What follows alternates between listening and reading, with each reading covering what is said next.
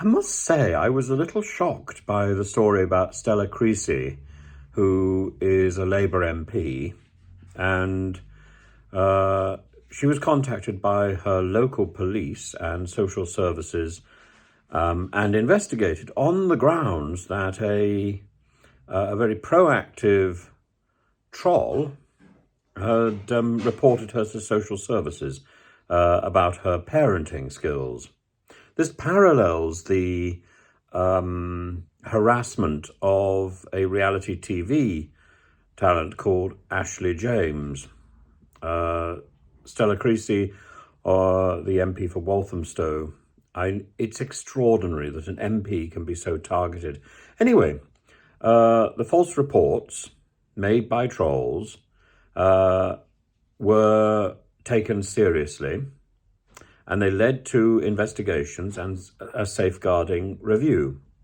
And the police apparently explained to Stella Creasy that because you are in the public eye, you must expect to be challenged and expect to evoke opinions positively and negatively. The troll, a man called Jones, was apparently, according to the police, entitled to express his strong opinions, his very strong opinions, under equality laws. But having been visited now, he's promised not to contact Creasy again. One of the problems with social media is not only does it give credibility to the whole sort of trolling thing, it's very difficult to identify who is a troll, who is being humorous, who is being satirical, who's being sarcastic, who is simply being vicious and nasty and bullying. It's so difficult because humour doesn't come across very well when it's written down. And sometimes, of course, there's so much of it that you just don't immediately pick it up. I think the anonymity and the opportunity to leave comments under a pseudonym, a nom de plume, a nom de guerre, strange initials, is sort of too much of a temptation for some people. And they give in to the dark side. Now, my initial approach to this, because there was a number of attacks personally on me, was to think, well, if these people are attacking me, then they're not attacking somebody else, so let's just shoulder it. But actually, I realised people have written to me and said, well, they're receiving personal complaints on my site from other people, and this isn't how it should be. So I've taken a little bit more time to review some of the messages and to try and erase things which I think shouldn't be there. Sometimes I'll make a mistake, I don't know. But, it's more time that's wasted just policing what's being said. And it shouldn't be necessary. Someone said earlier that I live in some sort of fantasy world where I expect everybody to be nice. Actually, if everybody were nice, if everybody were pleasant and helped each other, our world would be a much pleasanter place.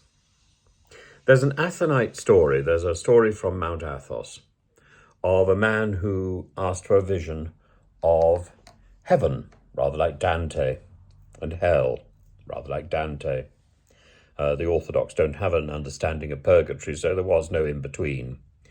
And an angel appeared to him, I think he was a monk, and took him to a room, opened the room, she says, opened the door, and there before him was a great table, a golden table, filled with food, and around the golden table there were diners with great forks.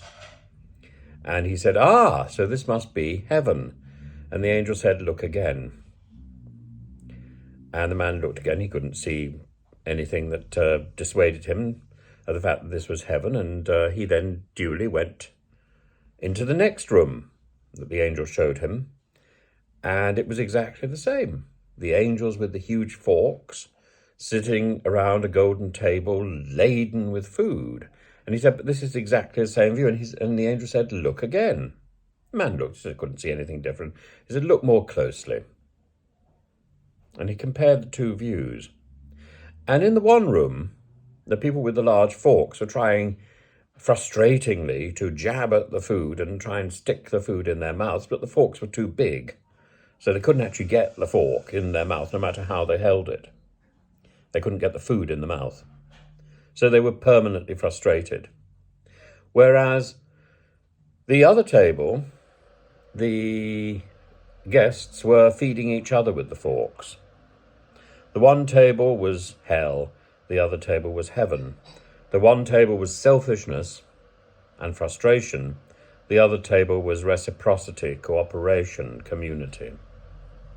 And I think if everybody was more focused on community, reciprocity, kindness, then everybody would benefit. It's the obsession with feeding ourselves. It's the obsession with the fact that we've got so much to do. We don't have time for the migrants. No, actually, if we were to feed everybody, everybody would be much happier.